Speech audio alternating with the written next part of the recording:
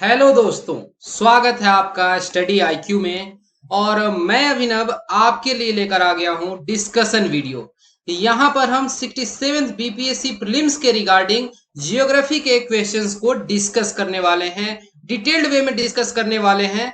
और इससे आपको बहुत कुछ सीखने को मिलेगा। एक आपके दिमाग में आइडिया आएगा कि किस तरीके के सवाल पूछे जाते हैं, क्या अप्रोच रहना चाहिए, किस तरीके से चीजों को आपको टच करना है, कहाँ एनालाइज करने की जरूरत है, कहाँ पर आपको मैप वगैरह के बारे में सोचना है, उस पर्सपेक्टिव से सोचना पड़ेगा।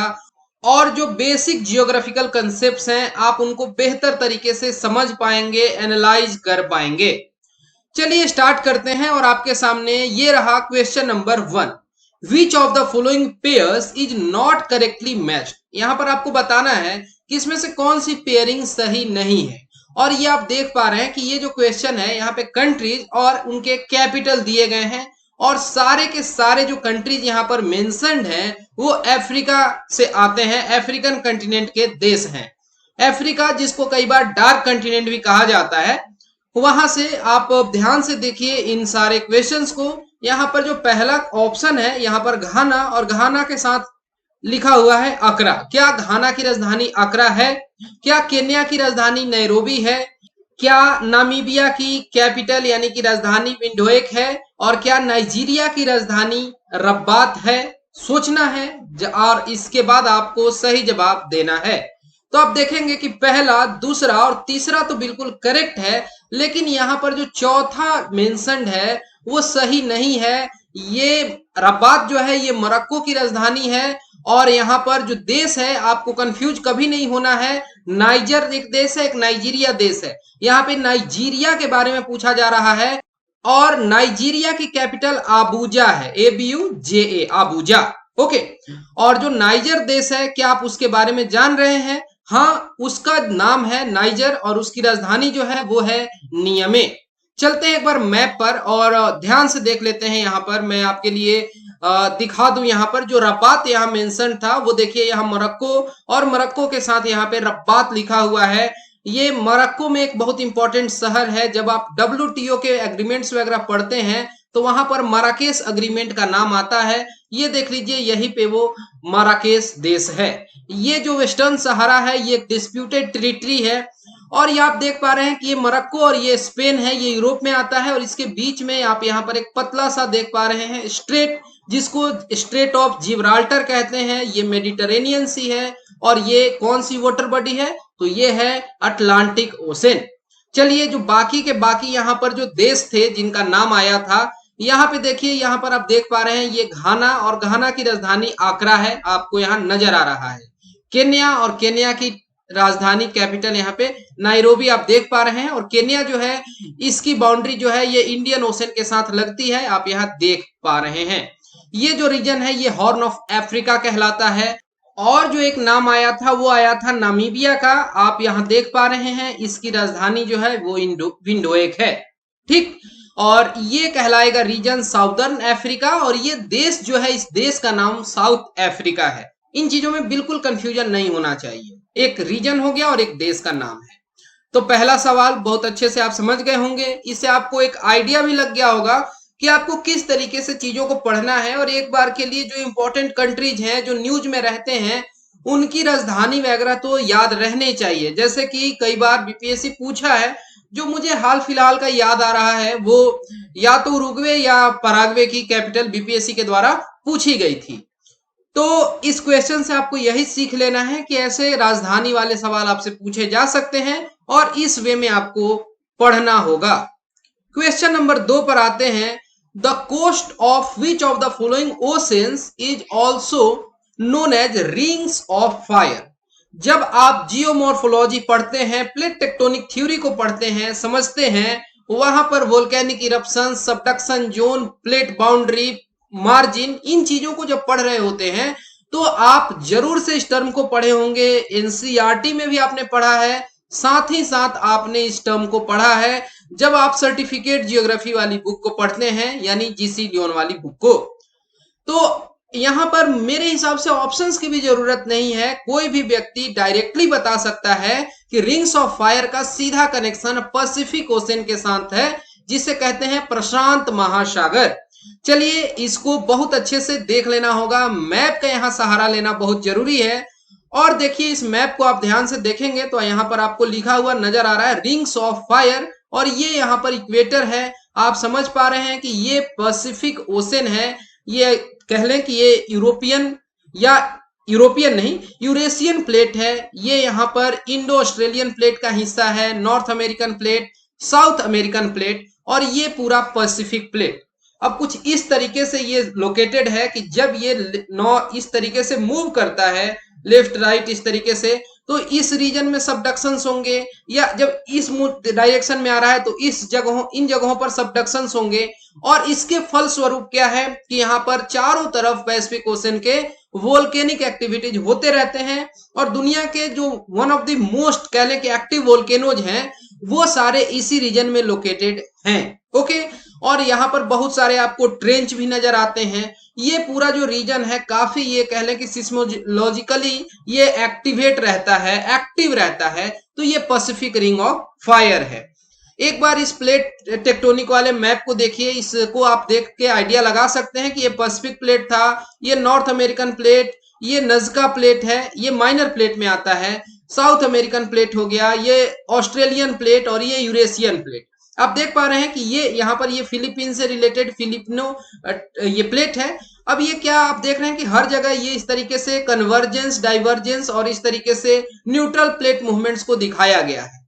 और आपने पढ़ा है कि जब तीन तरीके की इंटरेक्शंस होते हैं तो उनके कुछ इंड प्रोडक्ट्स होते हैं। जैसे कि आप देखिए जब यहाँ पर कन्वर्जेंस होता है दोनों तरीके से कॉन्टिनेंटल या ओशनिक प्लेट का, तो उसका क्या रिजल्ट निकलता है कि जो हैवी होता है, जो इस केस में ओशन प्लेट हैवियर होता है, तो वो सबडक्ट करता है, वहां मेल्ट करता है, और ये पूरी साइकिल चल रही होती है। और यहाँ पर जब ये मेल्टिंग होता है और प्रेशर की वजह से यहाँ पर इस तरीके के वोल्केनिक इरप्शंस देखने को मिलते हैं, और इस वजह से पैसिफिक ओशन का जो रीजन है ये पैसिफिक रिंग ऑफ फायर कहलाता है, क्योंकि चारों तरफ इस तरीके से मैग्मा वगैरह निकल रहे होते हैं, काफी उसमें आग होती है, गर्मी होती है, तो उसको रिंग्स ऑफ फायर कहा जाता है। मेरे हिसाब से आपको इसमें कंसेप्चुअल क्लैरिटी मिल चुकी होगी। तो अब हम आगे चलते हैं, और ये भी देख लीजिए कि जो ऑलमोस्ट 2/3 जो है ना वोल्केनोज दुनिया भर के, वो पैसिफिक ओशन के अराउंड हैं, और ये 1/3 जो है धरती पर जो भी क्षेत्रफल है उसका 1/3 हिस्सा तो अकेले पैसिफिक ओशन है। अब आप याद करिए जब आप सबसे शुरू में पढ़ रहे होते हैं पैंजिया के बारे में, तो पैंजिया तो लैंडमास है, और इसके बाद जितना वाटर होता है वो कहलाता था पैंथलसा। पैन यानी संपूर्ण और थलसा मीन्स वाटर। तो ये पैंथलसा जो है वही संकुचित होता जा रहा है, मतलब उसमें कहले कंट्रैक्शन होता जा रहा है, और पैसिफिक ओशन जो है वो उसका प्रेजेंट फॉर्म है। आगे हम बढ़ते हैं, क्वेश्चन नंबर 3 पर चलते हैं, और आपसे एक रैंडम सी पोर्ट का नाम देके पूछा जा रहा है कि ये सी पोर्ट किस देश में लोकेटेड है। अलेक्जेंड्रिया सी पोर्ट के बारे में पूछा जा रहा है। यानी इस क्वेश्चन में आगे हम देखेंगे ऑप्शंस को, लेकिन इस क्वेश्चन से आपको ये सीख लेनी है कि दुनिया के कुछ इंपॉर्टेंट पोर्ट्स हैं जो कि अक्सर न्यूज में रहते हैं किसी न किसी वजह से, या स्ट्रेटेजिकली वो काफी इंपॉर्टेंट हैं, बहुत ज्यादा उनका नाम आता है। वो इंडिया का जैसे आप अगर कह लें कांडला पोर्ट आपको हमेशा सुनने को मिलता है, हल्दिया पोर्ट इंपॉर्टेंट है, विशाखापत्तनम, या जो भी यहाँ पर पोर्ट्स हैं, अगर हाल फिलहाल में उनका प्राइवेटाइजेशन वगैरह हुआ है वो और ज्यादा इंपॉर्टेंट हो गए हैं। और दुनिया भर में जो पोर्ट्स हैं जो कुछ इंपॉर्टेंट हैं उनको आपको देख लेना चाहिए, जान लेना चाहिए। तो ये अलेक्जेंड्रिया सी पोर्ट किस देश में है? इजिप्ट में, इजराइल में, जॉर्डन में, लीबिया में, या इनमें से कोई नहीं, या एक से अधिक। तो ध्यान दीजिए ये सी पोर्ट है तो दो देश में तो नहीं हो सकता है ना, एक ही देश में होगा। और ये किस देश में है? तो ये है इजिप्ट। इजिप्ट जिसे हिंदी में हम मिस्र भी कहते हैं, और इजिप्ट को कहते हैं गिफ्ट ऑफ नाइल, यानी ये नाइल नदी के वजह से ही यहाँ पर इकोनॉमी जो है वो सस्टेन करती है, नहीं तो ये संपूर्ण बैरन लैंड होता।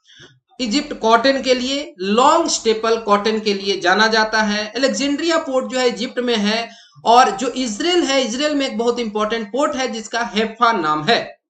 ठीक है। जेद्दा एक इस्लामिक पोर्ट है जो कि सऊदी अरबिया में है, यानी जेद्दा पोर्ट, जेद्दा इस्लामिक कहते हैं, इस्लामिक स्टेट है, इस्लामिक कंट्री है इसके वजह से।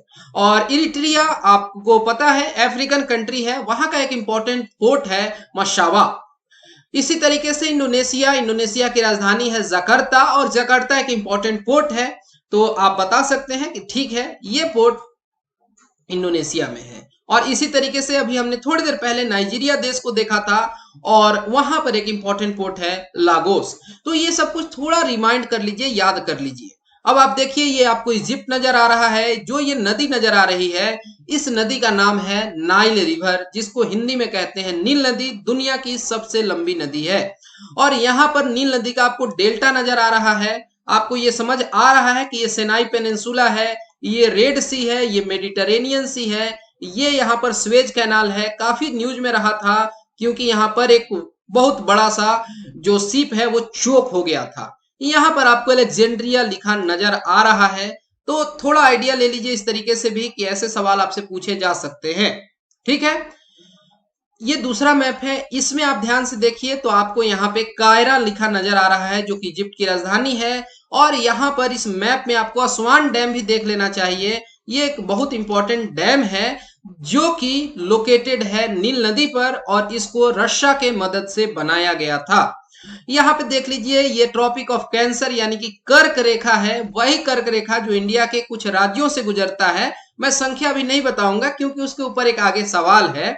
तो ये ट्रॉपिक ऑफ कैंसर है, जिसको 23.5 डिग्री नॉर्थ भी कहते हैं, और ये इजिप्ट से गुजरता है। ये भी आपको आइडिया लग गया। यहीं पर आपको बगल में पोर्ट सईद नजर आ रहा है, और यहाँ पर है पोर्ट स्वेज, यानी स्वेज नहर जो है ये दो पोर्ट के बीच को कनेक्ट करता है। पोर्ट सईद नॉर्थ में है और पोर्ट स्वेज जो है वो साउथ में है। ये जो वाटर बॉडी है यहाँ पे, इसको गल्फ ऑफ स्वेज कहते हैं। इसी तरीके से इसके पूरब में आप देख रहे हैं कि सिनाई पेनिनसुला और सऊदी अरबिया के बीच में जो यहाँ वाटर बॉडी है, इसको गल्फ ऑफ अकाबा कहते हैं। ओके, और यहाँ पर आपको इजिप्ट में ही एक लेक नजर आ रहा है, और इस लेक का नाम है लेक नासिर। ठीक, मुझे लगता है कि अब हमें आगे बढ़ना चाहिए। ये आप मेडिटरेनियन सी देख ही पा रहे हैं यहाँ पे, जिसको भूमध्य सागर भी कहते हैं। क्वेश्चन नंबर 4 पर आ जाते हैं, और यहाँ पर आपको बताना है कि इसमें से कौन सा एक सब्सिडेंस फार्मिंग का क्रॉप है। सब्सिडेंस का मतलब होता है जीवन यापन करना, गुजर बसर कर लेना, यानी मीटिंग बोथ इंड्स। यानी सीधी बात है कि बस आप इतना उगा लीजिए कि आप अपना पेट का भरण पोषण कर लीजिए, आपको किसी भी तरीके का कमर्शियल एक्टिविटी नहीं चाहिए, उससे बहुत ज्यादा आपको प्रॉफिट नहीं अर्न करना है। ठीक है, यानी कि बस जीवन बसर करने के लिए जो आप उगा सके, खा सके। अब बहुत आसान है आपके लिए बताना, इसमें क्या कोर्स ग्रेन यानी मोटे अनाज जैसे जवार, बाजरा, मिलेट, ये सब, और राइस, क्या ये सब्सिडेंस में आता होगा? या कॉटन और टोबैको यानी तंबाकू। तो कपास और तंबाकू क्या खाने वाली चीज है? टी एंड कॉफी, ये तो बीवरेज है ना, ये तो कैश क्रॉप है, ये तो एडिशनल है। पेट भर गया, मन किया तो चाय कॉफी पी लिए, उस पर जिंदा तो कोई नहीं रह सकता है। ये कोई नहीं कह सकता है कि ये सब्सिडेंस फार्मिंग का हिस्सा है, ये सारे कमर्शियल क्रॉप्स है। इसी तरीके से फ्रूट्स एंड वेजिटेबल्स हैं, ये सप्लीमेंट करते हैं, ये सब्सिडेंस के लिए नहीं जाने जाते हैं। तो इसका सही जवाब जो है वो होगा ऑप्शन नंबर ए, यानी मोटे अनाज और जो धान है ये सब सब्सिडेंस कैटेगरी में आते हैं। और दुनिया भर में कई जगहों पर जहां पे नॉन कमर्शियलाइज्ड एग्रीकल्चर प्रैक्टिस की जाती है, वहां पर लोग जनरली ये सारे ग्रेन्स उगाते हैं भरण पोषण जिंदा रहने के लिए। क्वेश्चन नंबर 5, ये थोड़ा सा इंपॉर्टेंट और काफी न्यूज वगैरह में रहने वाला टॉपिक है। यहां पर अगर आपसे पूछ लिया गया है कि what is the expansion of territorial water of India, तो ऐसा सवाल अगर इंडिया यहां ना भी लिखा रहे तब भी आप इसका सही जवाब एक ही होगा। यहां पर ऑप्शन इस तरीके से है, 3 नॉटिकल माइल सी कोस्ट से, या 6 नॉटिकल माइल, या फिर 12 नॉटिकल माइल, या 24 नॉटिकल माइल, या इनमें से कोई नहीं, या एक से अधिक। ठीक है, तो इसको हम समझ लेते हैं। इसका सही जवाब होगा option number C, 12 nautical miles from sea coast. चलते हैं यहां पर इस आप डायग्राम को देखिए, आप देख पा रहे हैं कि ये लैंड मास है, और यहाँ पर ये डॉटेड लाइन दिखाया गया है कि ये किसी देश का, मान लेते हैं अगर इंडिया कह लें तो ये इंडिया का कोस्ट है, सी कोस्ट है। ओके, अब अंदर में जो वाटर है तो ये इंटरनल वाटर कहलाएगा। जैसे कि आपको चिल्का या पुलिकट लेक याद आ रहा होगा इंडिया के संदर्भ में, इस तरीके से है, तो ये इनलैंड वाटर हो गया। और अगर यहाँ पर कोई टापू है तो उसको इस तरीके से कंसीडर किया जाता है। देखिए यहाँ पर जो डॉटेड लाइन है इस तरीके से नहीं पार हुआ है, देख रहे हैं ना, तो और ये बेस लाइन कहलाता है, यानी मीन लो वाटर मार्क। ठीक, इससे 12 नॉटिकल माइल तक टेरिटोरियल सी कहलाता है, और 12 यानी कि 12 प्लस 12 यानी कि 24 नॉटिकल माइल्स तक कॉन्टिजियस जोन कहलाता है। और यहां पर आप देख पा रहे हैं कि हम और आगे बढ़ जाएं तो बेस लाइन से 200 नॉटिकल माइल्स तक ईईजेड यानी कि एक्सक्लूसिव इकोनॉमिक जोन कहते हैं, और इसके बाद शुरू हो जाता है इंटरनेशनल वाटर। तो इन शब्दों का क्या मायने है, क्या मतलब है, ज्यादा जरूरी है ये समझना। ध्यान देने वाली ये बात होगी यहाँ पर कि ये सब कुछ बताता है कि आपकी अपनी टेरिटरी में कितनी पकड़ रहेगी। यहाँ पर क्या फॉरेनर्स, जो फॉरेनर के पानी जहाज वगैरह हैं वो आ जा सकते हैं, क्या इस तरीके का कुछ मामला होता है। अगर यहाँ पर एक और देश होगा तो किस तरीके से डिवीजन होगा, एवरीथिंग। जैसे आप देखिए यहाँ पर ये इंडिया का ईईजेड यानी 200 नॉटिकल माइल वाला जोन दिखाया गया है, तो आप समझ पा रहे हैं कि ये इतना आगे निकला हुआ है क्योंकि यहाँ हमारा लक्षद्वीप है ना, तो उसके वजह से ये इधर बढ़ गया है। बट यहाँ पर काफी पतला हो गया है क्योंकि यहाँ जो भी बीच में डिस्टेंस होगा 200 नॉटिकल माइल तो नहीं है, यहाँ पर इंडिया और श्रीलंका में ये स्प्लिट हो गया है। अब देखते हैं कई बार यहाँ पर मछुआरे जो हैं वो टेरिटरी पार कर जाते हैं और फिर वो पकड़े जाते हैं। इस तरीके के मुद्दे जो है हमेशा आपको लाइट में नजर आते हैं।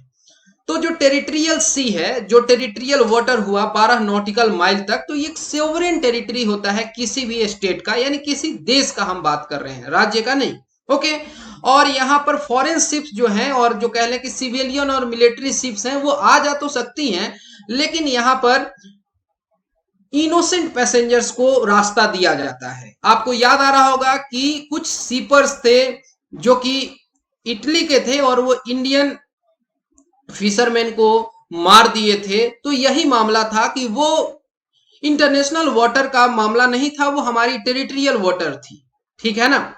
और फिर जो यहाँ पर हम देखते हैं कि जो सोवरनिटी है ये केवल सी लेवल पर नहीं होता है, सी बेड नीचे तक और ऊपर तक यानी एटमॉस्फेयर में भी ये काउंट किया जाता है। बहुत अच्छे से समझ लीजिएगा इस बात को, ठीक है। इसके आगे यानी 12 प्लस 12 जो है वो कंटाजियस जोन कहलाता है, कॉन्टेजियस जोन, ठीक है। इतना इंफॉर्मेशन काफी है। ईजेड वगैरह से सवाल पूछे गए हैं, कभी कभी यूपीएससी पूछा है कि किस देश का सबसे अधिक जो है ईजेड है। देखिए उसका जवाब फ्रांस होता है, क्योंकि फ्रांस की दुनिया भर में बहुत जगह टेरिटरी है, तो जहां जहां टेरिटरी होगा उसके 200 नॉटिकल माइल तक तो उसका ईजेड हो गया ना। तो ओवरऑल फ्रांस का सबसे अधिक ईजेड है। प्लस में फ्रांस का जब जिक्र आया है तो मैं ये भी बता दूं कि दुनिया भर में सबसे अधिक किसी देश के पास अगर mean time standard time lines हैं, जैसे इंडिया में हमारा एक स्टैंडर्ड टाइम है और वो हम इलाहाबाद या नैनी या मिर्जापुर आप जो कह लीजिए वहां से कैलकुलेट करते हैं, बट इस तरीके से सबसे अधिक फ्रांस के हैं टाइम जोन्स। आप क्या बता सकते हैं टोटल कितने हैं? ओके, मैं आपसे जवाब उम्मीद करता हूं कमेंट सेक्शन में। ये सब कुछ है, और भी यूपीएससी सवाल पूछा है कि क्या होता है जब ई जेड जो है ओवरलैप करता है, तो वो भी आसान है, जैसा मैंने आपको ये केस बता दिया। यहाँ चलते हैं आगे क्वेश्चन नंबर 6 पर, और यहाँ बताना है कि इसमें से कौन सा करेक्टली मैच्ड नहीं है। यानी यहाँ कुछ वाटरफॉल के नाम दिए गए हैं और कुछ नदियों के नाम दिए गए हैं, कौन सी मैचिंग सही नहीं है वो आपको बतानी है। शिव समुद्रम वाटरफॉल क्या कावेरी नदी पर है? चुलिया फॉल्स क्या चंबल पर है? जोग फॉल क्या कृष्णा नदी पर है? धुआंधार क्या नर्मदा पर है? और ऑप्शन ई इनमें से कोई नहीं या एक से अधिक। देखिए ये एक आसान सवाल है, क्योंकि हर कोई जानता है कि जोग वाटरफॉल जो कि सरवती नदी पर है, जिसको कई बार गरसोपा वाटरफॉल के नाम से भी जानते हैं, कर्नाटका में ये लोकेटेड है। तो चुलिया वाटरफॉल चंबल नदी पर है, बेशक है, वहां मैं आपको मैप पर अभी ले चलूंगा। इसी तरीके से शिव समुद्रम काफी इंपॉर्टेंट है कावेरी में। धुआंधार फॉल या फिर कपिल धारा, ये सब कुछ जो है ना ये नर्मदा नदी पर लोकेटेड है। तो 6 का सही जवाब ऑप्शन नंबर सी हो गया। यहां देखिए ये जब इंडिया का मैप है और इस जगह को आप समझ पा रहे हैं कि ये मध्य प्रदेश और राजस्थान का ये जंक्शन जोन है। जूम करके देखें तो यहां आप देख पा रहे हैं लिखा हुआ चुलिया वाटरफॉल है। यहां दो आपको इंपॉर्टेंट लेक्स नजर आ रहे हैं, राणा प्रताप झील और महात्मा गांधी लेक। ओके, तो ये दोनों यहां पर हैं और यहां पर कोटा शहर आपको नजर आ रहा है। आप जानते हैं कि कोटा शहर जो है वो चंबल नदी पर लोकेटेड है, तो ये चंबल नदी यहां पर है, ये चुलिया वाटरफॉल आप देख पा रहे हैं। ठीक है, इतना जानना काफी है। आगे चलते हैं क्वेश्चन नंबर 7 पर। ये क्लाइमेटोलॉजी या एटमॉस्फेयर से सवाल है कि ओजोन लेयर किस लेयर में लोकेटेड है। यानी कि जैसे आप जानते हैं कि हम जब एटमॉस्फेयर को ब्रेक करके देखते हैं तो अलग अलग कैरेक्टरिस्टिक्स और हाइट के हिसाब से हमने इन्हें क्लासिफाई कर रखा है। Troposphere, stratosphere, thermosphere, photosphere, ionosphere, ये सब कुछ है ना। तो आपको ये बताना है कि ओजोन किस में लोकेटेड है। तो ओजोन लेयर है स्ट्रेटोस्फीयर में, यानी सही जवाब हो गया ऑप्शन नंबर सी। चलिए यहां पर देख लेते हैं, इसमें आपको यहाँ ओजोन लेयर नजर आ रहा है लिखा हुआ, ये ट्रोपोस्फीयर है जिसको हिंदी में क्षोभ मंडल कहते हैं। ये स्ट्रेटोस्फीयर है, फिर इसके ऊपर आप देख पा रहे हैं मेजोस्फीयर, थर्मोस्फीयर और सबसे ऊपर आइनोस्फीयर, एक्सोस्फीयर, इस तरीके से बांट लेते हैं। इंपॉर्टेंट यहां पर यह है कि आपसे कई तरीके के सवाल यहां पूछे जा सकते हैं, जैसे जितनी जियोग्राफिकल घटनाएं हैं, जैसे कि साइक्लोन का आना, वाटरफॉल या वाटरफॉल मतलब रेन, प्रेसिपिटेशन, ये सब कुछ कहां देखने को मिलता है। तो ये सब कुछ ट्रोपोस्फीयर, क्षोभ मंडल में। आपसे ऐसे सवाल पूछे जा सकते हैं वो कौन से स्फीयर हैं जहां पर कि हाइट के साथ टेम्परेचर में गिरावट नजर आता है। तो ये नजर आता है ट्रोपोस्फीयर में और मेजोस्फीयर में। हाइट के साथ टेम्परेचर बढ़ता है स्ट्रेटोस्फीयर में। और फिर ये देखिए यहां पर इस ग्राफ को आपको देखना होगा, समझना होगा।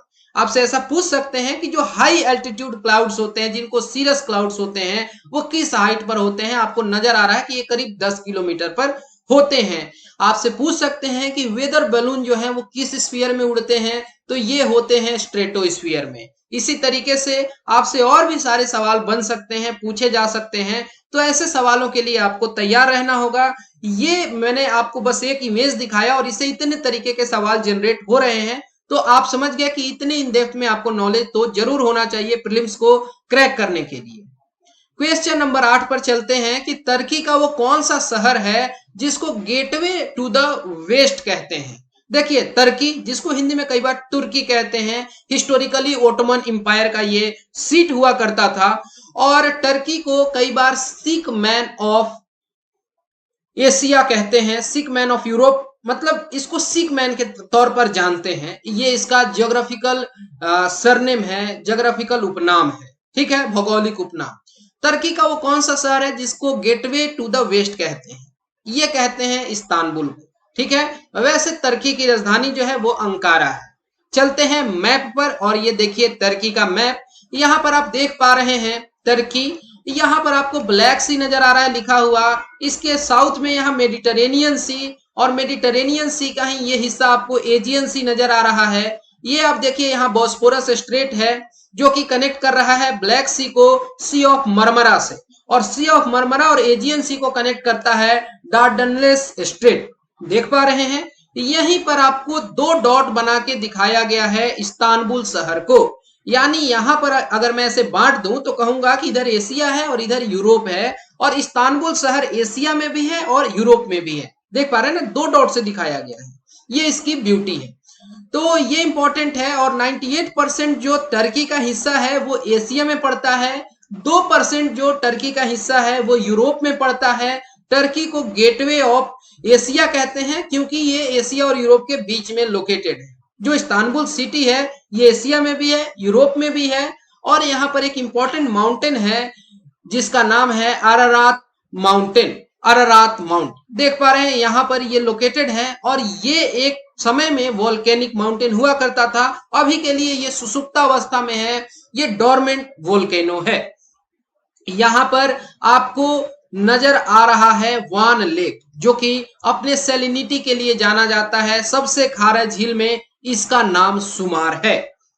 और क्या जान लेना चाहिए, यहाँ पर आपको यूफ्रेट्स नदी नजर आ रही है और यहाँ पर टिग्रिस नदी नजर आ रही है। इसको हिंदी में दजला और अफरात नदी कहते हैं। और क्या आप बता सकते हैं कि इन दोनों नदियों का मिलन कहाँ होता है, जंक्शन कहाँ पर है? इराक की राजधानी में है क्या, कहां पर है, मैं आपसे जवाब चाहता हूं। ओके, तो इतना इंफॉर्मेशन मैप देख के हमने यहां पर डिस्कस कर लिया, ये काफी है। अब आगे बढ़ते हैं क्वेश्चन नंबर 9 की तरफ। और यहां पूछा गया है कि रिवर नर्मदा जो है, आप जानते हैं कि वो रिफ्ट वैली में बहती है, भ्रंश घाटी से गुजरती है। तो नर्मदा नदी बहती है किन दो रेंजों के बीच में? विंध्य सतपुड़ा या सतपुड़ा अजंता, कैमूर विंध्य, महादेव मैकाल, या इनमें से कोई नहीं, या एक से अधिक? ये भी एक बढ़िया इंटरेस्टिंग सवाल है, थोड़ा मैप बेस्ड है और इसका सही जवाब है ऑप्शन नंबर ए, सतपुड़ा और विंध्य रेंज। ये जियोग्राफी के कंसेप्ट से मैं समझा रहा हूं, रिफ्ट वैली वगैरह का यहाँ जिक्र आ रहा है। मैप बेस्ड हमारा एक स्पेशल वीडियो होगा, वो भी आपको याद रहेगा। ओके, तो नर्मदा जो है सतपुड़ा रेंज और विंध्य रेंज के बीच में बहती है। नर्मदा नदी का ओरिजिन जो है अमरकंटक से है, वहां से आपको सोन नदी भी नजर आती है निकलती हुई, ठीक है। और ये अरबियन सी में जाके गिरती है और यहाँ पर जहां ये गिरती है वहां पे ये एस्चुरी का निर्माण करती है। एस्चुरी भी एक तरीके का डेल्टा होता है, लेकिन जैसे गैंगेटिक डेल्टा है या फिर गोदावरी कृष्ण कावेरी का डेल्टा, इस तरीके का डेल्टा नहीं होता है, वहां पे सिल्ट का एक्युमुलेशन नहीं होता है। एस्चुरी इकोसिस्टम तो जरूर ही बनता है, ये आपको आइडिया रहना चाहिए। तो इस मैप को ध्यान से देखिए, आप यहाँ पर देख पा रहे हैं ये विंध्य रेंज, यहाँ पे सतपुड़ा रेंज और बीच में यहाँ पे नर्मदा नदी आपको नजर आ रही है। इसी तरीके से यहाँ पर आप देख पा रहे हैं तापी रिवर, यहाँ पे सतपुड़ा रेंज है और फिर यहाँ पर आपको महादेव हिल्स लिखा हुआ नजर आ रहा है। ये सब कुछ जो है काफी अच्छे से आपको समझ लेना होगा। एक बार मैप पर अच्छे से देख लीजिएगा, कौन सा प्लेट्यू कहाँ है, कौन सा माउंटेन कहाँ है, कौन नदी कहाँ निकलती है, कहाँ जाके गिरती है, उसकी सहायक नदियां कौन कौन सी हैं। क्वेश्चन नंबर 10 पर आ जाते हैं। और ये थोड़ा सा एडिटिंग हो गया है गलत, या इंडिया इसको कंप्लीटली पढ़ा जाए। विच of the following statement is true for India, ठीक है। Choose the correct answer from the codes given below. क्या इंडिया 5th लार्जेस्ट कंट्री है दुनिया में अगर एरिया के हिसाब से बात किया जाए? दूसरा, क्या इंडिया कवर करता है 2.4% टोटल लैंडमास का धरती पर का? क्या पूरा का पूरा इंडिया ट्रॉपिकल रीजन में पड़ता है? और क्या 82.5 डिग्री ईस्ट लॉन्गिट्यूड जो है ये इंडिया का स्टैंडर्ड टाइम बताता है? ऑप्शन ही है इनमें से एक, कोई नहीं या एक से अधिक। तो यहाँ हम देख रहे हैं कि यहाँ एक से अधिक स्टेटमेंट जो है वो सही है, करेक्ट आंसर आपसे पूछा गया है। वैसे इंडिया जो है वो 7th लार्जेस्ट कंट्री है, ये बात जानी हुई है। और जो इंडिया से बड़े कंट्रीज हैं एरिया वाइज, सबसे बड़ा है रशिया, फिर नंबर आता है कनाडा का, फिर चाइना, फिर United states of America, followed by Brazil, फिर ऑस्ट्रेलिया और 7वें नंबर पर आता है हमारा प्यारा भारत। टोटल जियोग्राफिकल एरिया जो है उसको 3.28 मिलियन स्क्वायर किलोमीटर कहते हैं और ये 2.4% जियोग्राफिकल एरिया तो बिल्कुल है। तो ये दूसरा स्टेटमेंट बिल्कुल सही है। और पूरा का पूरा इंडिया जो है वो ट्रॉपिकल जोन में नहीं आता है, मतलब इंडिया जो है यहाँ पर ट्रॉपिकल और टेम्परेट, सब ट्रॉपिकल, सारे तरीके के क्लाइमेटिक कंडीशंस को एक्सपीरियंस करता है। तो ये कहना कि इंटायरली ये ट्रॉपिकल रीजन है, ये बात सही नहीं है। और ये इंडिया का स्टैंडर्ड टाइम तो है ही 82.30, यानी 82.5 डिग्री जो ईस्ट है लॉन्गिट्यूड, ये इंडिया का स्टैंडर्ड टाइम है, बेशक है। ओके, तो एक बार यहाँ पर इस मैप का बहुत ज्यादा रेलेवेंस नहीं है, मैंने बस आपको दिखा दिया, फिर कभी अच्छे से डिटेल में डिस्कस करेंगे मैप को। क्वेश्चन नंबर 11 पर आ जाते हैं। और ये शिफ्टिंग कल्टीवेशन जिसको कहते हैं स्लैश एंड बर्न एग्रीकल्चर, यानी एक जमीन के टुकड़े को साफ किए, वहां पर एग्रीकल्चर प्रैक्टिस किए, फर्टिलिटी खत्म हो गई तो फिर जंगल के दूसरे हिस्से को क्लीन किए, वहां खेती शुरू कर दिए और यहाँ पर आग वगैरह लगाते हैं, जंगल को साफ करते हैं, स्लैश एंड बर्न एग्रीकल्चर कहलाता है। आपको बताना है इसमें से कौन सा जो पेयर है वो करेक्टली मैच्ड है। क्या मिल्पा ब्राजील से है, क्या रोका मैक्सिको से है, क्या लडांग मलेशिया से है, क्या झुमिंग इंडिया से है, और ऑप्शन ई है इनमें से कोई नहीं या एक से अधिक। अब थोड़ा अच्छे से आपको सोच के ध्यान से बताना होगा। तो आप देखेंगे कि ये मिल्पा जो है ये सेंट्रल अमेरिका में कहलाता है, यानी कि जो ग्वाटेमाला वगैरह का रीजन है या मैक्सिको का जो युकाटन पेनिनसुला है उस क्षेत्र में। और मिल्पा इस जगह का हो गया। ब्राजील में क्या कहते हैं इसको, तो ब्राजील में रोका कहते हैं। ठीक है, रोका मैक्सिको में नहीं कहते हैं, ये दोनों उल्टा दे दिया गया है, आप इस बात को समझ गए। लाडांग क्या मलेशिया में, जी बिल्कुल ठीक है, मलेशिया, इंडोनेशिया, जावा, ये सब जो क्षेत्र है यहाँ पे लडांग कहते हैं, इंडिया में झूमिंग। तो करेक्ट आंसर इसका हो गया ऑप्शन नंबर ई, यानी एक से अधिक जो है ये मैचिंग सही है। विशेष जानकारी तो हमने समझ लिया, ये भी जान लेना जरूरी है कि इसकी इन्वायरमेंट इकोलॉजी पर कुछ इल इफेक्ट्स हैं और ट्राइबल पॉपुलेशन जैसे जैसे जागरूक हो रही है ये चीजें दुनिया भर में कम होती जा रही हैं, ये जानना जरूरी है। कुछ लोकल नेम्स इनके जान लेते हैं, जैसे कि ये वियतनाम के क्षेत्र में रे कहलाता है, माडागास्कर में तावी कहते हैं, इसी तरीके से मैक्सिको में कोमिल के नाम से भी जानते हैं। और यहाँ पे हमने देखा रोका कहते हैं वेनेजुएला में, रोका कहते हैं ब्राजील में, वेनेजुएला के क्षेत्र में कोनुको कहते हैं। इंडिया में भी जान लेते हैं तो नॉर्थ ईस्टर्न रीजन में इसको झूम कहते हैं। इसी तरीके से मध्य प्रदेश का जो क्षेत्र है बुंदेलखंड का क्षेत्र, वहां पे इसको दहियार के नाम से जानते हैं या व्यवहार के नाम से जानते हैं। मध्य प्रदेश का जो बस्तर का क्षेत्र है, जो कि अब छत्तीसगढ़ प्रेजेंटली कहना ज्यादा सही होगा, वहां दीपा कहते हैं। यहाँ पर साउथ ईस्ट राजस्थान में इसको बत्रा नाम से जानते हैं। आंध्र प्रदेश में पोदू कहते हैं, कुमारी कहते हैं केरला के रीजन में, और ओडिशा में इसको धावी नाम से जानते हैं, कमान नाम से जानते हैं, विंगा नाम से जानते हैं। तो इतनी इंफॉर्मेशन रहेगी तो इस तरीके के सवाल आप अटेम्प्ट कर पाएंगे। क्वेश्चन नंबर 12 पर चलते हैं, और आपसे बहुत आसानी से पूछा गया है कि इसमें से किस एक टाइप के फाइबर को गोल्डन फाइबर कहते हैं, नाइलन, कॉटन, जूट या फिर उल, यानी कि ऊन। ऑप्शन ई इनमें से कोई नहीं या एक से अधिक। इसका सही जवाब है ऑप्शन नंबर सी, यानी कि जूट, जिसको हिंदी में पटुआ कहते हैं। और ये गोल्डन फाइबर है, इंडिया में अच्छे मात्रा में ये उगाया जाता है, और इसके लिए वेल एलुवियल सॉइल चाहिए होता है, बढ़िया अच्छा खासा हाई टेम्परेचर, हैवी रेनफॉल चाहिए होता है, और नमी वाली क्लाइमेटिक कंडीशन चाहिए, ह्यूमिड क्लाइमेट चाहिए होती है। ट्रॉपिकल एरिया में ये ग्रो किया जाता है और इंडिया लीडिंग प्रोड्यूसर है। लेकिन जब कमर्शियल क्रॉप्स उगाए जाने लगे, या फिर ये कह लें कि जब नाइलन वगैरह बहुत इंपॉर्टेंट साबित होने लगा, यहाँ पर प्लास्टिक वगैरह का यूज बढ़ने लगा, तो ये कुछ समय के लिए अपने रेलेवेंस को खो दिया था। बट अच्छी बात यह है कि इसका रिवाइवल हो रहा है। आप देख पा रहे हैं इसमें कितनी अच्छी शाइनिंग है गोल्डन कलर की, तो गोल्डन फाइबर कहा जाना कोई गलत तो है नहीं। ये देख लीजिए, इंडिया में ये 7 राज्यों के 83 डिस्ट्रिक्ट्स में उगाया जाता है, West Bengal, Assam, Odisha, Bihar, Uttar Pradesh, Tripura, Madhya Pradesh, sorry Meghalaya, not Madhya Pradesh. Okay, तो ये पूरा क्षेत्र है, यहाँ पर मेनली ये कल्टीवेट किया जाता है। क्वेश्चन नंबर 13 जियोमॉर्फोलॉजी का क्वेश्चन है। यहाँ पर लेपोलिथ, सील, फैकोलिथ, बैथोलिथ के बारे में डेफिनेशंस दिया गया है, और आपको बताना है कि क्या ये सही है। क्या लेपोलिथ जो है वो तस्तरी के शेप में, सॉसर के शेप में होता है? क्या वो इंट्रूसिव यानी धरती के अंदर ही जमा हुआ चीज होता है, सॉलिडिफाई हो जाता है? दूसरा कहा जा रहा है कि सील जो होते हैं क्या ये हॉरिजॉन्टल डिपॉजिट्स होते हैं, जो इंट्रूसिव इग्नियस रॉक्स हैं यानी आग्नेय चट्टानों में? फैकोलिथ क्या एक वेव की तरह होता है, वेवी मास होता है? और बैथोलिथ क्या एक लार्ज मैग्मा का मटेरियल का एक बहुत बड़ा सा ब्लॉक होता है, जो कि डीपर डेप्थ में जाके ऐसे ठंडा रहता है और एक बहुत बड़ा डोम बनाता है। इसमें कौन सा सही और कौन सा बात गलत है आपको डिसाइड करके बताना है। इसका सही जवाब है ऑप्शन नंबर ई, यानी कि दिए गए सारे स्टेटमेंट जो हैं वो सही हैं, आप इस बात को समझेंगे।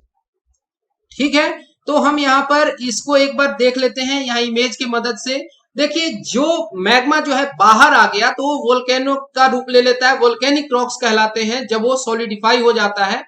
और वही अगर वो अर्थ क्रस्ट के अंदर ही सॉलिडिफाई हो गया तो वो इंट्रूसिव कहलाता है, बाहर आ गया तो एक्सट्रूसिव, या फिर कई बार इनको प्लूटोनिक भी कहते हैं। बहुत बड़ा मास है, इस तरीके से बहुत नीचे ही सॉलिडिफाई हो गया, वो कहला रहा है बैथोलिथ। यहाँ पर आप देख रहे हैं डाइक कहला रहा है जब ये वर्टिकल है, और अगर हॉरिजॉन्टल है तो सील कहला रहा है, और यही लेयर काफी पतला होगा तो शीट कहलाएगा। यहाँ पर आप देख पा रहे हैं ये लेकोलिथ है, और जब बात करते हैं हम फैकोलिथ की तो वो ऐसे लेंस के शेप में होता है। ये सब कुछ बहुत इंपॉर्टेंट है जानना। ऐसे सवाल कई बार पूछे जाते हैं।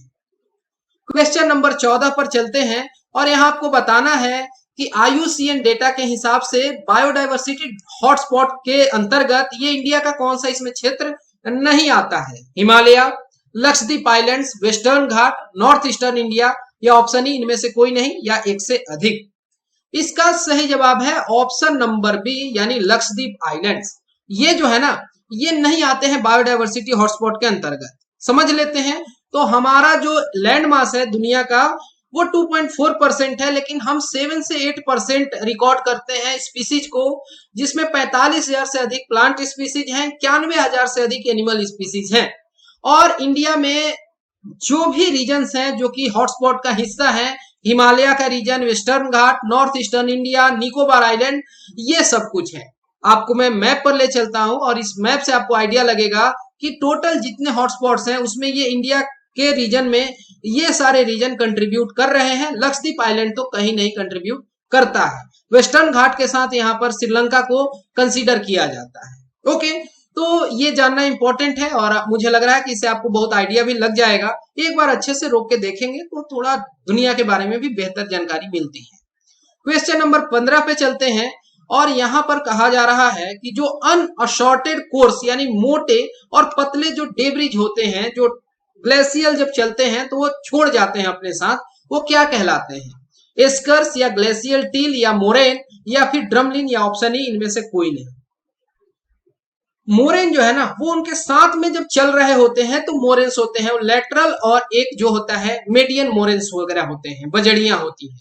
लेकिन जब वो ड्रॉप कर दिए जाते हैं वो ग्लेशियल टील कहलाते हैं। मैं उसकी तस्वीर भी आपके साथ साझा करूंगा। आप देख पा रहे हैं ये अनअशॉर्टेड कोर्स और फाइन डेब्रिज होते हैं, देख पा रहे हैं इस तरीके से ये छोड़ के चला गया ग्लेशियर मेल्ट होने के बाद। ओके, बाकी सारे जो टर्म्स हैं वो भी जानने बहुत जरूरी है, जैसे कि वहां पर जो लेक वगैरह बनता है वो क्या कहलाता है, और केवल ग्लेशियल टोपोग्राफी में नहीं, एरिड में, कास्ट टोपोग्राफी में, एवरीथिंग आपको बहुत बारीकी से समझना है।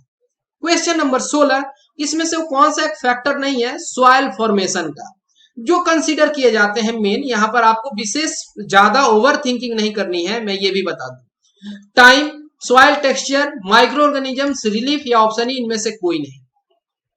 वैसे देखने से आप समझ रहे हैं कि यहाँ पर सॉइल टेक्सचर जो है ये आपने अलग से नहीं पढ़ा है कभी कि वो एक फैक्टर है जो सॉइल फॉर्मेशन में मदद करता है। ठीक है, क्योंकि आपने हमेशा से पढ़ा है कि पेरेंट रॉक्स होने चाहिए, क्लाइमेटिक कंडीशंस होनी चाहिए, relief features, flora, fauna, microbes, time, ये सारे फैक्टर्स हैं। अब ऐसे क्वेश्चन जब बीपीएससी पूछता है कई बार वेग में आप समझ नहीं पाते हैं कि आपको क्या आंसर लेना है। यहां पर सही जवाब ऑप्शन नंबर बी होना चाहिए, क्योंकि सॉइल टेक्सचर जो है वो इंड प्रोडक्ट है, ना कि ये एक कंट्रीब्यूटर है। पेरेंट रॉक कंट्रीब्यूट करता है कि सॉइल कैसा बनेगा, उसका टेक्सचर कैसा होगा। सॉइल टेक्सचर नहीं डिसाइड करता है कि सॉइल कैसा होगा, है ना।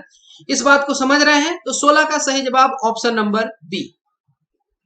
क्वेश्चन नंबर 17 कि उत्तराखंड का वो कौन सा पास है, कौन सा वो दर्रा है जिसको पार करके कैलाश मानसरोवर की यात्रा की जाती है? पेंसिला, लिपुलेख, बनिहाल पास, खारदुंगला पास या ऑप्शन ई इनमें से कोई नहीं। इसका सही जवाब है ऑप्शन नंबर बी, लिपुलेख पास। कैलाश मानसरोवर यात्रा के लिए ये बहुत इंपॉर्टेंट है और इससे आपको ये सीख लेनी है कि माउंटेन पासेज कौन कौन से हैं, किस लिए इंपॉर्टेंट है, अगर हैं भी तो ये सब कुछ जानना होगा। जैसे आप देख पा रहे हैं ये लिपुलेख पास है, ये मानसा लिखा हुआ है यहाँ पे, मानसा धुरा, एक माना पास, नीति पास, ये सब कुछ आप जानते हैं। ये माना नीति देख पा रहे हैं, थंगा पास है ये। तो ये उत्तराखंड में, हिमाचल प्रदेश में, जम्मू कश्मीर में, सिक्किम में या फिर नॉर्थ ईस्टर्न स्टेट्स में कहीं पर वो म्यांमार के साथ अगर है, जैसे सीला टनल का नाम आया था, तो आप बता सकते हैं कि ये सीला टनल किस स्टेट में है। इस तरीके से मुझे थोड़ी अच्छा मुझे थोड़ा अच्छा लगता है कि आप ऐसे जवाब देते हो। तो अगले सवाल पे चलते हैं। क्वेश्चन नंबर 18 कि इसमें से कौन सा करेक्टली मैच नहीं है? क्या कुंद्रमुख का जो रीजन है आयरन ओर के लिए जाना जाता है? कोलार क्या गोल्ड के लिए? कोडरमा क्या सिल्वर के लिए? जवार का जो क्षेत्र है क्या लीड जिंक के लिए? ऑप्शन इनमें से कोई नहीं या एक से अधिक। ध्यान दीजिएगा, ये कोलार केजीएफ मूवी आई, हर कोई जानता है कोलार जो है वो गोल्ड के लिए जाना जाता है। कुंद्रमुख कर्नाटका का आयरन ओर के लिए, जवार का क्षेत्र लीड और जिंक के लिए, लेकिन ये कोडरमा का जो क्षेत्र है ये सिल्वर के लिए नहीं जाना जाता है, बल्कि ये asbestos के लिए जाना जाता है। पहले ये बिहार का हिस्सा हुआ करता था, अब ये झारखंड में पड़ता है। ओके, तो आपको नॉट करेक्ट बताना था, तो 18 का सही जवाब ऑप्शन नंबर सी। ओके, देखिए जो कुंद्रमुख नाम आया था, तो कर्नाटक में कन्नड़ लैंग्वेज में कुंद्र मतलब होता है हॉर्स, घोड़ा, और मुख का मतलब तो माउथ, आप समझ रहे हैं। तो ये देखिए इसका स्नाउट देखिए, जिसको हिंदी में थुथु कहते हैं, थुथुन, है ना। तो ये आप क्या देख पा रहे हैं, समझ पा रहे हैं कि ये देखने से लग रहा है कि ये हॉर्स का स्नाउट है, उसी की तरह मिलता जुलता है। बिल्कुल इसी वजह से इसको कहते हैं कि ये कुंद्र मुख है, यानी it resembles the shape of mouth of a horse. चलिए आगे चलते हैं क्वेश्चन नंबर 19 पर, और यहां पर आपको बताना है कि इंडिया के कितने राज्यों से ट्रॉपिक ऑफ कैंसर यानी कर्क रेखा 23.5 डिग्री नॉर्थ लैटिट्यूड गुजरता है, 9, 7, 8 या 10। इसका सही जवाब है ऑप्शन नंबर सी, यानी कि 8 राज्यों से। चलते हैं मैप पर, यहां देख लीजिए गुजरात, राजस्थान, मध्य प्रदेश, छत्तीसगढ़, झारखंड, वेस्ट बंगाल, त्रिपुरा और मिजोरम। इन जगहों से, इन 8 राज्यों से ट्रॉपिक ऑफ कैंसर कर्क रेखा जो है वो गुजरता है। ऐसे सवाल और बन सकते हैं, कितने देशों से या इस देश से गुजरता है क्या, ऐसे सवाल तो बन ही सकते हैं। क्वेश्चन नंबर 20 जो कि आज का आखिरी सवाल है, अलमाटी डैम के बारे में पूछा जा रहा है कि वो कृष्णा नदी पर है। इस डैम को लेकर 2 राज्यों के बीच में इश्यू चलता है, विवाद चलता है। किन 2 राज्यों के बीच में? कर्नाटक आंध्र प्रदेश, कर्नाटक गोवा, आंध्र प्रदेश तमिलनाडु, कर्नाटक तमिलनाडु, या इनमें से कोई नहीं। ये एक आसान सवाल है, क्योंकि आप लॉजिक के आधार पर इसको बता सकते हैं कि इसका सही जवाब जो है वो ऑप्शन नंबर ए होगा, यानी कर्नाटक और आंध्र प्रदेश के बीच में ये विवाद चलता है। अलमाटी डैम कृष्णा नदी पर है, ये भी जान गए, और इसके लिए कॉमन ट्रिब्यूनल बनाया गया था 1969 में। और वो क्या है कि ऐसे विवाद जो है चलते ही रहते हैं। अभी के लिए जो यहाँ कर्नाटका का पावर अथॉरिटी कॉर्पोरेशन लिमिटेड है, इसके पास कमांड है, कंट्रोल है, वही ऑपरेट करता है इस डैम को। ओके, तो इस तरीके से हमने टोटल 20 क्वेश्चंस को डिस्कस किया, डिटेल वे में डिस्कशन किया, और मैं उम्मीद करता हूं कि अब यहाँ पर इन 20 क्वेश्चन से आपको बहुत कुछ आइडिया लगा होगा। साथ ही आपको एक बार के लिए ये भी समझ आ गया होगा कि किस तरीके का अप्रोच लेना है ज्योग्राफी में, मैप्स की क्या रेलेवेंस है। और अब शायद इन 20 क्वेश्चंस में आपको कोई कंफ्यूजन नहीं रहा होगा, लेकिन फिर भी अगर आपके मन में कोई दुविधा है, कोई संकोच है, तो आप बेहिचक इन नंबर्स को कांटेक्ट कर सकते हैं।